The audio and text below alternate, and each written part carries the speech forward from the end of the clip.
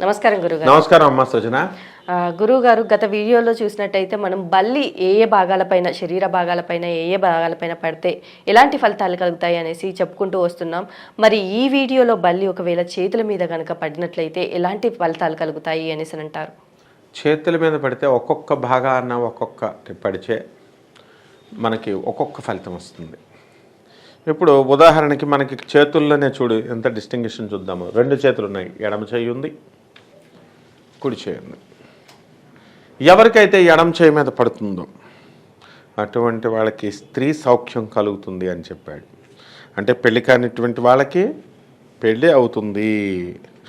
అది ఈ యొక్క మనకి చెప్పండి, బాగుంది. మరి రైట్ సైడ్ పడితే ఏమిటండి? అశుభ ఫలితం చెప్పాడు. రైట్ సైడ్ ఎవరికి పట్టాలి? ఆడవాళ్ళకి రైట్ సైడ్ పడితే పెళ్ళిళ్ళు అవుతాయి. ఇది రివర్స్ ఉందన్నమాట. ఇది ఒక్కటే. మగవాడికి ఎడమ చేయి మీద పడితే స్త్రీ సౌఖ్యం లభిస్తుంది అన్నాడు. బాగుంది. ఇకపోతే మళ్ళీ చేతిలో అరచేయి ఉంది. ఈ అరచేయిలో కుడి అరచేయిని మనం తీసుకుంటే దీని మీద కనుక బల్లి పడితే దీనిపైన మిక్కిలి శుభకరం ధనప్రాప్తి. ఆడవాళ్ళకైతే ఈ ఎడమ చేయి, దీని మీద పడితే వీళ్ళకి మిక్కిలి శుభకరం, తర్వాత ధనలాభం. బాగుంది, ద్రవ్యలాభం. చెయ్యి అగ్రభాగాన పడిందనుకో, ఇది చెయ్యి కదా, అగ్రభాగం ఇది. ఈ అగ్రభాగాన పడితే ధనధాన్యాలు, ప్రాప్తి, యశస్సులు ఇవన్నీ కూడా శుభాలు కలుగుతాయి. ఇకపోతే ఎడమ అరచేతిలో కనుక బల్లి పడిందనుకోండి మనకి మగాళ్ళకి అష్ట కష్టాలు, కష్ట నష్టాలు కలుగుతాయి అన్నాడు. అలాగే ఆడవాళ్ళకి కుడి చేతి అరచేయిలో కనుక పడితే వాళ్ళకి అష్ట నష్టాలు, కష్ట నష్టాలు జరుగుతాయి. బాగుంది. ఇక మణికట్టు. మణికట్టు అంటే ఇది మణికట్టు. దీని మీద కనుక చేతి మణిపూస ఎందు కనుక బల్లి పెడితే ఐశ్వర్యవంతుడవుతాడు అని చెప్పారు. బాగుంది. చేతి వేళ్ళ దగ్గరికి వద్దాం. చేతి వేళ్ళ మీద కనుక బల్లి పడితే ఆపదలు కలుగుతాయన్నారు. కుడి చేతి వేళ్ళ మధ్యగా ఇక్కడ వీటిల్లో బల్లి పడితే ధనలాభం కలుగుతుంది ఈ మధ్యలో. మళ్ళీ కుడి చేతి వేళ్ళ గోరులపై కనుక బల్లి పడితే వ్యవహార చిక్కులు సంభవిస్తాయి అన్నాడు. అంటే వ్యవహారం చేసే పనుల్లో వాటిలో చిక్కులు వస్తాయి. ఎడమ చెయ్యి గోళ్ళ మీద పడితే మగవాళ్ళకే మళ్ళీ ఇది ఎడమ చెయ్యి గోళ్ళ మీద పడితే ధనలాభము అన్నాడు. అంటే ఇక్కడ రివర్స్ అయింది మగాళ్ళకి ఆడవాళ్ళకి. మగాళ్ళకి ఎడమ గోళ్ళ మీద పడాలా, ఆడవాళ్ళకి కుడి గోళ్ళ మీద పడాలా. ఇది ఇలా జరిగితేనే శుభం, ద్రవ్యలాభం.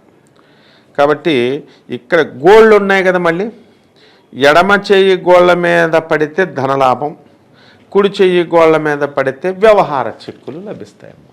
మరి అలాగే ఒకవేళ ఇలాంటి దోషాలైనా కలిగినట్టయితే ఎలాంటి పరిహారాలు చేసుకోవాలి అంటారు? చేతి వేళ్ళకి చేతి అనేది చాలా అవసరమైనటువంటిది. చేయలేకపోతే మనం ఏం చేయలేం. కాబట్టి నువ్వుల ఉండలు తయారు చేయాలి. ముంజేటి వాడికి నువ్వులు ఎలా తినడమో నేర్పించాడట. ఒకడు నువ్వులు ఆరబెట్టుకున్నాడంట. నువ్వులు ఆరబెట్టుకొని ఏమిట్రా ఒకడు పాపం 2 చేతులు లేనోడు ఉన్నాడు. ఇలాగా వాడు అక్కడ కాపలా పెట్టాడు. కాపలా పెట్టిన తర్వాత వాడికి ఏమైంది, ఆ కాపలా బాగానే కాస్తున్నాడు వాడు. ఈ రైతు అతి తెలివిగాడు.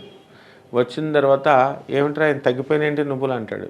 ఏమైపోయినాయి సార్ నాకేం తెలీదు అని అంటే, నువ్వు తినేసావా అంటాడు. నేను ఎలా తినగలుగుతాను సార్, నాకు చేతులు లేవు కదా సార్ అంటాడు. చేతులు లేకపోతే ఏమైందిరా, దీనికి నూనె లేకపోతే ఏదో రాసుకొని నీళ్ళలో రాసుకొని తినేసి ఉంటావు నువ్వు అంటాడు. అంటే ఏంటి, చేతులు లేని వాళ్ళకి మనకి తినడం ఎలాగో నేర్పించాడట వీడే, మనమే. అలాగా ఈ యొక్క నువ్వుల కథ అక్కడి నుంచి వచ్చింది, నువ్వుల్ని నుంచి వచ్చింది. కాబట్టి ఆ సామెత చేతికి నువ్వులకి సంబంధం ఉంది.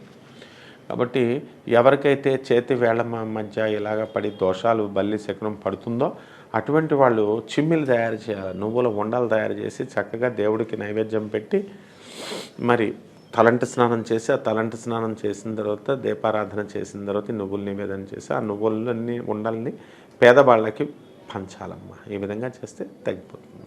అలాగే గురుగారు చేతులపై ఒకవేళ బల్లి పడినట్లయితే కనుక ఎలాంటి దోషాలు కలుగుతాయి, ఎలాంటి ఫలితాలు కలుగుతాయి, అలాగే వీరు చేసుకోవాల్సిన పరిహారాల గురించి కూడా చాలా చక్కగా వివరించారు గురువుగారు. Thank you so much. Welcome అమ్మా.